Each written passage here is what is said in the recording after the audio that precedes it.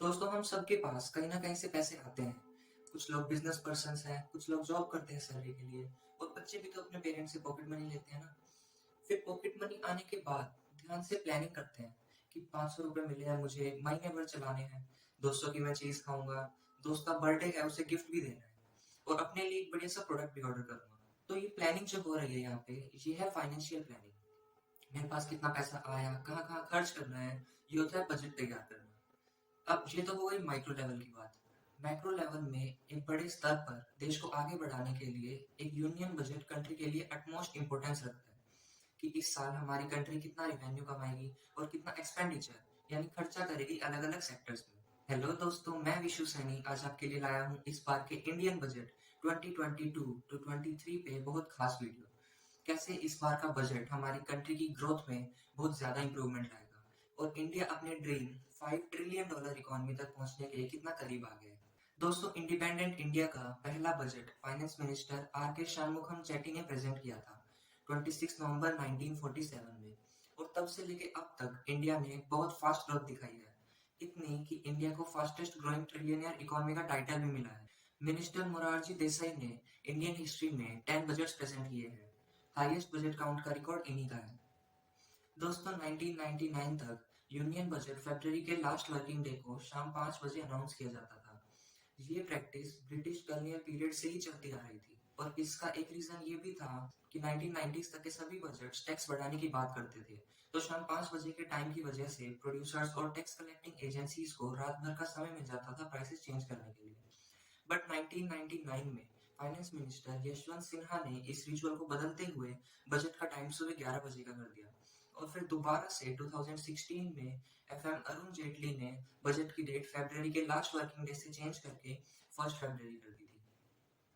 उसी साल rail budget को, जिसे सेपरेटली प्रेजेंट किया जाता था, मर्ज कर दिया गया सिंगल यूनियन बजट में।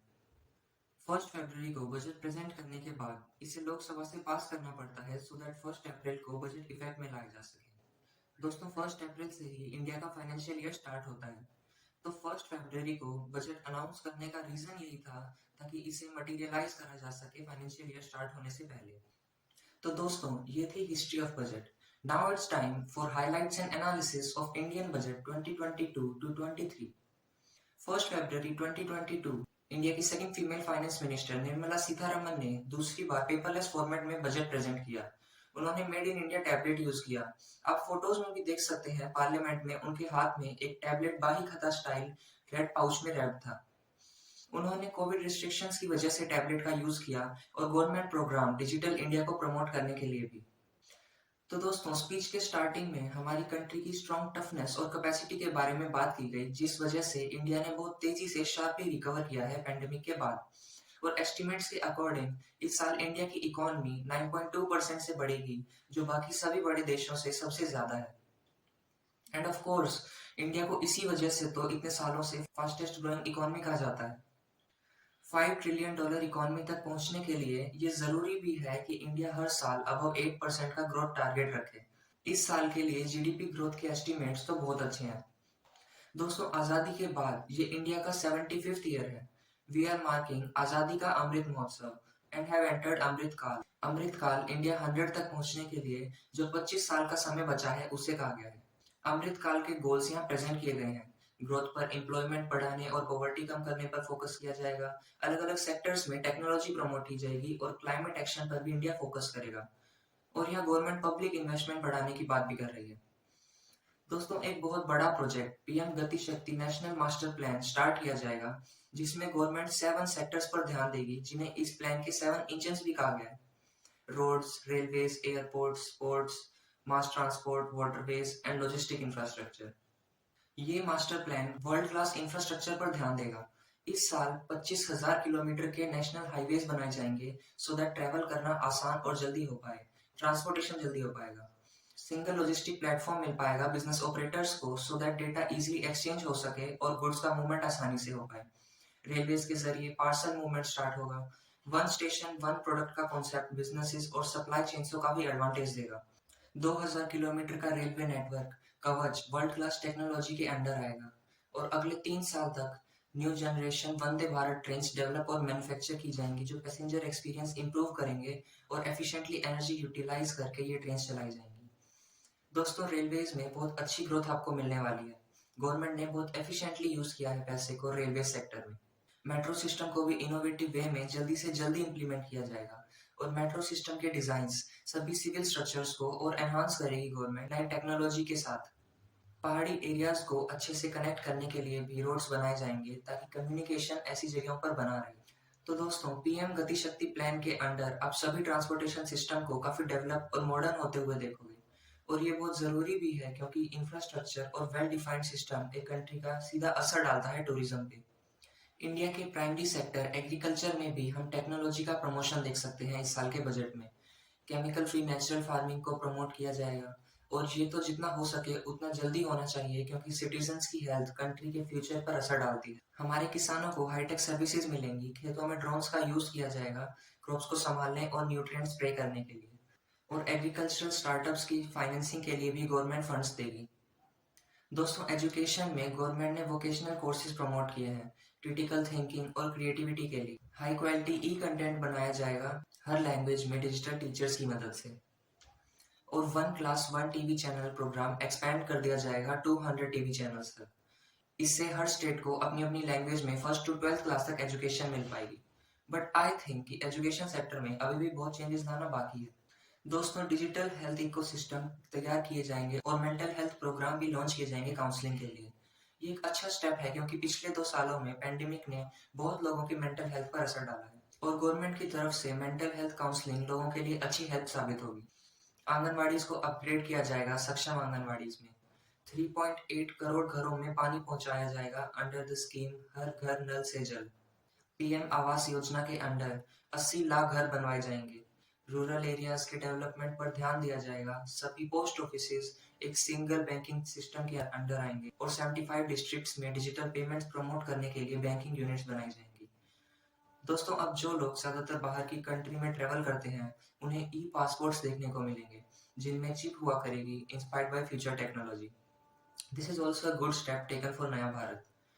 और जिस टेक्नोलॉजी का हम सबसे ज्यादा वेट कर रहे थे 5G, वो भी इस साल हमें प्राइवेट टेलीकॉम प्रोवाइडर से देखने को मिलेगी। लेकिन 5G स्पेक्ट्रम के ऑक्शन के बाद क्लाइमेट एक्शन, सोलर पावर और कार्बन न्यूट्रल इकोनॉमी पर भी गवर्नमेंट ने पूरा जोर दिया है। दोस्तों, इस साल डिजिटल रुपी भी आएगा, सेंट्रल बैंक डिजिटल करेंसी।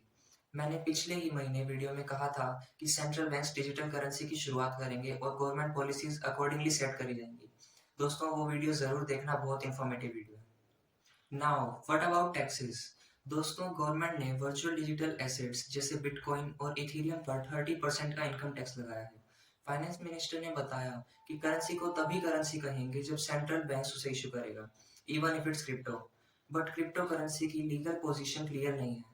ऐसा एक्सपेक्ट किया जा रहा था कि क्रिप्टो करेंसी बिल इंट्रोड्यूस होगा पार्लियामेंट में, बट लास्ट सेशन में ऐसा हुआ ही नहीं और इसलिए हमारे मिनिस्टर ने कहा कि कोई भी करेंसी जो आरबीआई इशू ना करे वो एसेट्स हैं और जो ट्रांजैक्शंस क्रिप्टो वर्ल्ड में हो रहे हैं उन पे टैक्स लगाया जाएगा।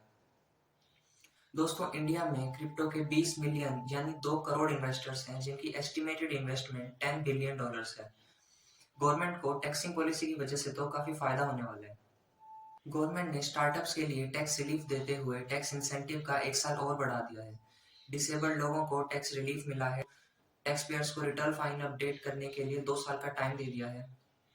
लेकिन after all personal tax rates इस साल चेंज नहीं किए गए हैं। सब कुछ सेम है। आप देख सकते हैं कि किस इनकम स्लैब पर कितना टैक्स रेट लगेगा। दोस्तों, पर्सनल टैक्स रेट्स चेंज ना करने पर कई लोग सवाल उठा रहे हैं कि मिडिल क्लास को इस साल के बजट से कुछ फायदा नहीं हुआ। बहुत से मीम्स भी इस बारे में वायरल हो रहे हैं। हैशटैग इनकम टैक्स ट्विटर पर ट्रेंडिंग में है। एक ट्वीट में लिखा था, middle class people are allowed to breathe, drink water and eat food, what else do you want? दोस्तों, इस बारे में एफएम निर्मला सीतारमन ने बजट के अगले दिन अपोलोजाइज किया कि कोई चेंज नहीं लाया गया इनकम टैक्स से रिलेटेड। लेकिन उन्होंने ये भी कहा कि इनकम टैक्स बढ़ाया भी नहीं गया है पिछले साल भी और इस साल भी, और उन्होंने कोई अटेम्प्ट नहीं किया एडिशनल रेवेन्यू कमाने का इनकम टैक्स से। दोस्तों, आपको क्या लगता है कि आपकी नीड के अकॉर्डिंग क्या चेंज आ सकता था? कमेंट करके जरूर बताना। बजट एस्टिमेट्स के अकॉर्डिंग इस साल का टोटल एक्सपेंडिचर रहने वाला है 39.45 लाख करोड़ रुपीस। और टोटल रिसिप्ट या कहीं इनकम गवर्नमेंट के पास आने वाली है 22.84 लाख करोड़। और इस साल हम 16.61 लाख करोड़ के फिस्कल डेफिसिट में है।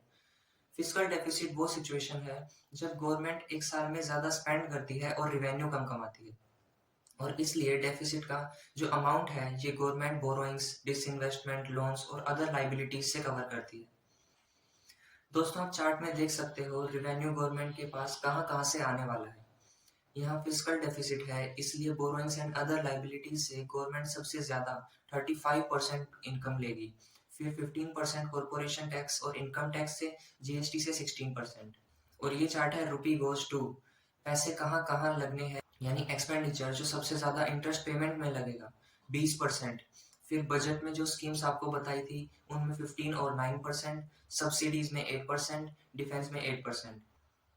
दोस्तों डिसइन्वेस्टमेंट का मतलब आप समझते होंगे, जब गवर्नमेंट कंपनीज के स्टेक सेल कर दिए जाते हैं गवर्नमेंट द्वारा, so that government losses cover up कर सके और मनी रेज कर सके। पिछले साल गवर्नमेंट ने एक बहुत बड़ी कंपनी एलआईसी में डिसइन्वेस्ट किया था 1.75 लाख करोड़ के टारगेट को कवर अप करने के लिए। इस साल का डिसइन्वेस्टमेंट टारगेट गवर्नमेंट ने रखा है 65,000 करोड़ रुपीज। ये पिछले साल से 50% से भी ज्यादा कम है। फिस्कल डेफिसिट जीडीपी की परसेंटेज में निकाला जाता है जो इस साल है 6.8%। दोस्तों गवर्नमेंट कोशिश कर रही है कि 2025 तक fiscal deficit level 4.5% of GDP से नीचे लाया जा सके, क्योंकि हायर डेफिसिट की वजह से कंट्री ज्यादा डिपेंडेंट रहती है कर्जे पर, जो लॉन्ग टर्म में इकोनॉमी के लिए बिल्कुल अच्छा नहीं है, and this can also lead to inflation. Major schemes में तो गवर्नमेंट ने पिछले साल से ज्यादा ही खर्चा किया है।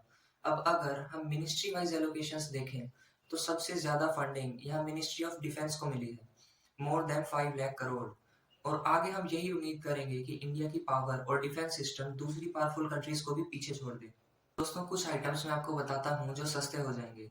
Electronic items, cut diamonds, jewellery, mobile phone, chargers, watches, leather goods, chemical for petroleum products, steel products and copper products. और वो आइटम्स जो महंगे हो जाएंगे वो है LED lights, umbrellas, investing in crypto currency, cotton and raw silk and all imported items to promote Atmanirbhar Bharat, और इसलिए ताकि हम made in India products use करें। तो दोस्तों this is the union budget 2022 to 23। आपको क्या पसंद आया क्या नहीं, drop your views in the comment box. $5 trillion economy dream है इंडिया का, जिससे इंडिया वर्ल्ड की थर्ड लार्जेस्ट इकोनॉमी बन जाएगा। अभी हमारी जीडीपी $3 ट्रिलियन पर वैल्यू करती है, with 6th position in the world behind UK, Germany, Japan, China और फर्स्ट पे यूएसए। हमारे प्राइम मिनिस्टर चाहते हैं कि 5 ट्रिलियन इंडिया पहुंच जाए 2025 तक, लेकिन इसके लिए हमें हर साल 9% से ज्यादा की ग्रोथ चाहिए। बट प्रेजेंट ग्रोथ के अकॉर्डिंग अगर हम चलें तो हम थोड़े लेट हो सकते हैं 2027 या 28 तक, क्योंकि पैंडेमिक ने हमें थोड़ा पीछे कर दिया था। हम वर्ल्ड में 5th पोजीशन पर थे, but then we came behind UK. दोस्तों ये बजट काफी अच्छा है, इनफैक्ट इंफ्रास्ट्रक्चर में डेवलपमेंट मुझे बहुत अच्छा लगा, बट अभी भी और चेंजेस आ सकते हैं, और हर साल एक एनहांस बजट डेफिनेटली हमें $5 ट्रिलियन इकोनॉमी तक पहुंचाएगा। दोस्तों आपको कैसी लगी वीडियो कमेंट करके जरूर बताना। अपने फ्रेंड्स और फैमिली मेंबर्स के साथ इस वीडियो को शेयर जरूर करना, and keep updated on insight, and thank you so much for your time.